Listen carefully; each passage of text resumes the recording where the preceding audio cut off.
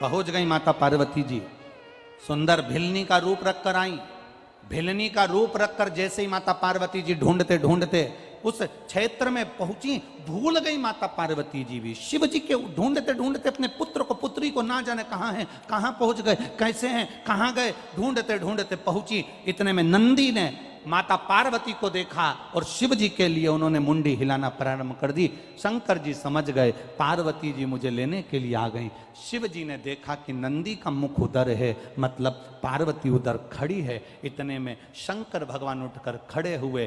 पार्वती, गणेश, कार्तिकेय और गणेश दोनों स्त्री के रूप में आ गए और पार्वती जी भी वहां भिलनी के रूप में आकर शिव जी का दर्शन करी। शंकर भगवान से कहा, प्रभु जी कृपा करिए, हम यहाँ आकर मार्ग भूल गए, इसलिए निवेदन है हमें सत मार्ग की ओर बताएं।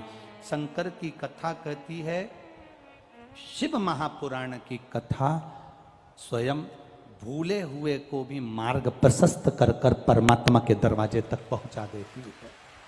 शिव महापुराण की कथा भटके हुए को भी परमात्मा का सत मार्ग बता देती है।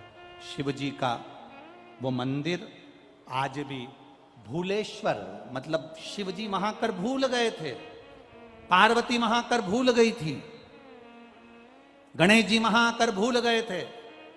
सारी दुनिया में केवल एक मंदिर है भूलेश्वर महादेव का, जहां पर ये भूलेश्वर महादेव, पूना से सोलापुर के बीच में एक शंकर का मंदिर आता है भूलेश्वर महादेव का, जहां पर भगवान शंकर के मंदिर में गणेश जी स्त्री के रूप में हैं, कार्तिकेय जी स्त्री के रूप में हैं और पार्वती जी भिलनी के रूप में विराजमान हैं।